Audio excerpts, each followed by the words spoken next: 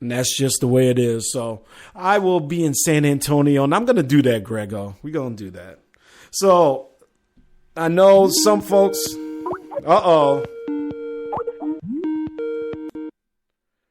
The man, the myth, the legend. Who do we got on the line with the Gov? What's going on? It's the microwave, Gov. Hey, ladies and gentlemen, the one and only John Fisher is in the building. Patty cake, microwave. What's going on, sir? Hey, Gov, man, real quick, man. I just heard you say VJ Wright. Where he pop up from? He hosts a show called, what was it, Unsportsmanlike Conduct that we were checking out a little bit earlier. Actually, I was checking it out. And he's on SME? No, it wasn't on SME. It was during the breaks today where there wasn't a live show going on. And it was just a real good show. And, he saw a lot of us in his chat room. He did. I don't know if he gets a lot of chat normally. But hey, yo, I Gov, guess that's my man's right there. Like we went to high school I was just together. gonna say I thought that you may know him. I know Chief was up in there, and Chief knows him. So yeah, man. I mean, when I tell you, me and him used to sit down and play Madden together in the same room, and he always playing with Miami Dolphins. If he listening, he know him. If he listening to your show right now, he knows exactly what I'm talking about. He always play with Miami. That's his team. But right. yeah, VJ Wright is my boy. Like he does. I don't know if he still does, but he did comedy. Did comedy back in the day. He was talking about that, and he actually said he was going to call in tonight. I don't know. Obviously, people get busy and stuff. But I hope we do check him out. I'm following them on Spreaker. But, yeah, he was talking about doing the comedy, and if he called in, should he do, like, a clean guest appearance on my show, or can he be a little more risque or whatever? So, yeah, man. But, yeah, check out the shows, man. Very, very good. I've been listening to the past couple. Very impressed. Yeah, I'm going to holler my people's. I'm going to have to get a direct line to him. I'm going to holler my people. I know he was doing the podcast on Spreaker or whatever, but we never crossed paths. Well, I've been knowing him since I was a teenager. You know what I mean? Yeah. That's my man's right there. Yeah, and also go back earlier today, Fish. I threw it up in our group chat as well, so you could check it out there. But hey, bro, since I got you on the line, and obviously we were having phone issues last week, man. Unfortunately, we don't have Reggie here for you to do your Muhammad Ali impression on. But big guy, tell us about your takes of what you're seeing here with Cleveland and Golden State, man. I mean, okay, well, to me, it looks like Golden State is a better team, but not only does it look like the Cavs took a punch that they couldn't yet at least respond to, it also looked like Tyronn Lue took a punch that he couldn't respond to because he was on the sidelines just looking shocked. I think it took him way too long to put Mozgov in the game. Last year, Mozgov, I think he had like 28 points and like 11 rebounds in the first game. And then the second game, he had like 17 and 14 or something like that. You know what I'm saying? Like, he actually played well against them. And if anything, OKC showed you is like, look, if you can go big against the Warriors and shut down Steph and Clay, then, you're good. You're good to go. Your big man will be able to dominate the backboards, and that's where everything is made. So, I don't know, man. I think it took him too long to put Mozgov in.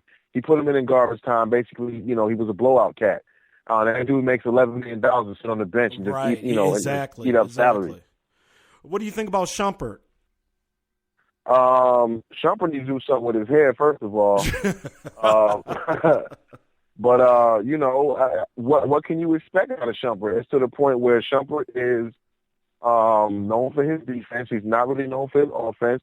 If he can hit open threes, he's a plus being out there for you, but if he can't get any open threes, then he's not going to take any threes and he's not going to take many shots. So, at the end of the day, when you putting him on Steph or Clay, but it's not them that are killing you, it's the rest of the guys. What's the point of having them out there? Right, and Chief Rocker says that he said the same thing earlier too, Fish. Now, let's switch it over to Golden State, man. I mean, like I just said, man, the Splash Brothers, by their standard at least, Microwave have kind of an off night. Most players would take those numbers. But then Draymond comes and drops almost 30 on you, and they still can't find a way to win. Does Cleveland have any shot, and forget winning the series right now. Let's just say, does Cleveland have any shot at winning 2 games, Fish?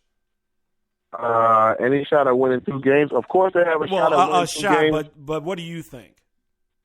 Here's what I think. I think Cleveland has to win Game 3.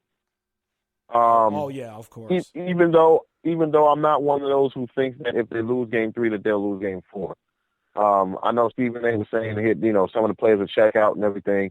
But if you really want me to be honest with you, Gov, momentum is crazy, and Cleveland's back home now. If they can change something, it just seems like they're outmatched. You know what I mean? Kevin Love is probably not going to play. Even if he does play, they look so bad defensively. They're not moving the ball offensively. They're just standing, Kyrie, get your own shot, or LeBron, get your own shot, or we'll see how many times JR can dribble the ball almost out of bounds and then try to get his own shot. Exactly. They're not flowing in the sense of an offense, and it just can't go as deep as Golden State can. I just think Golden State just is a better team overall. I don't think any slack for LeBron. Oh, you need to get more out of your guys.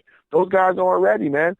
This is Kyrie Irving's technically his first finals. He played one game last year, and he had the broken first kneecap. finals. Yep. Exactly. So for people who say, oh well, last year they tried to say that Steph and them didn't have any finals experience. Well, guess who doesn't have any now? It's Kyrie, and he's not playing well. The first game he had 20-something points, but he shot 7 for 22. Last game he was 5 for 15, 6 for 15. He's not shooting well, and it's showing out there. And, folks, that's why he is Mr. Patty Cake Microwave, joining us live on Sports Done Right tonight. The host of Cooking with the Microwave, or excuse me, I forget the host stuff, my friend. And he is Cooking with the Microwave. We get that. But, Fish, when are we going to get some new tracks out of you, man?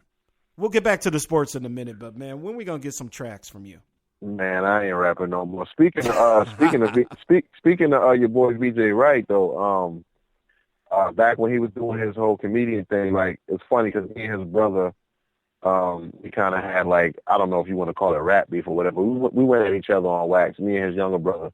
And actually, BJ Wright is what's the name? What's my man's name? Damn. It is. Oh my God, he played for North Carolina, all-time leading assist. Really? Kendall Marshall. That's okay. VJ's Kendall's uncle. I don't know if you want me to put that out there, but yeah, okay. VJ's Kendall's uncle. His older brother is Dennis Marshall, and his younger brother had his little rap thing and stuff too. His name was the Miss Omega, and VJ, he was gonna start his own little entertainment company. I was supposed to be his first artist. Oh, really? Wow. Okay. Yeah. And we go back, man. We go back. Well, good to hear, man. And I'm sure, hopefully, everybody's going to be crossing paths here. Now, Fish, before I can let you get out of here, just a couple more questions on this series, man. If Cleveland loses this, like most of us are saying they will now, how is LeBron looked at? And I know it's always a me right now type of world we're in. But if they lose this, let's say if they either get swept or if they go out 4-1, what does this do to LeBron's legacy? To the masses is gonna put a little ding in his legacy. To people like myself, I really don't think. I think LeBron showed up. He did what he was supposed to do, but. Right. Regardless on whether he constructed the team or not, he can't get a guy to shoot the ball and make it go through the hoop. He can't get a guy to come out there and play with effort or just, commit a hard foul, when you think the game's gonna, get somebody a little bump or like do something. He can't make them guys do that. So a lot of people are gonna, oh yeah, well LeBron made the team and all that. Yeah. Regardless of all of that, we can't sit here and say LeBron played bad. Okay, game 2 he had 7 turnovers. That's bad, but still in all, if you look at the output of the whole team, the Golden State is just playing better. They're playing better when Steph and Clay are not dominating. To me, because when Steph and Clay are dominating, then they kind of need the extra points they get from the other guys. But the way they're playing now, with Steph and Clay not dominating, the other guys are carrying the load. Very well said. Yeah, exactly. And that's the thing, man. It just seems like whatever. It's one of those situations, like Angie says about me playing her in golf. Whatever I try and do, I just can't beat her. It may go good for a stretch here or there, but in the end, I can't beat her. That's what it seems like is going on in this series. No matter what Cleveland does, just like you said, brother, they ain't good enough. And let's stretch it beyond that. Let's say they go out and lose. What does Cleveland have to do next year to bring in somebody to at least get more competitive with Golden State? They're going to have to blow it up. They're going to have to get rid of Kevin Love. They're going to have to get rid of Mozgov. They're going to have to get rid of, Richard Jefferson is a nice pickup for a late playoff run, but, he's not a regular season player. He's not really going to give you any minutes during the regular season with his age. Look, man, Cleveland shouldn't hang their heads. Golden State's just a better team. And here's one thing, Gov. A lot of people say, oh, well, maybe they had a lot taken out of them, and maybe so. But Steph and Clay carried the load in Game 6 and 7 against OKC, and now the other guy came ready to play. And what do you do when that happens? There's nothing. There's really nothing you can do. They're just a better team. They've been battle tested. They lost 3 games to OKC. They had their backs against the wall. Cleveland has not been battle tested. Remember when they lost the second game to Toronto, LeBron came in the post game show and said, the post game comments and said, "Oh well, I've had adverse situations in my life. This isn't one of them."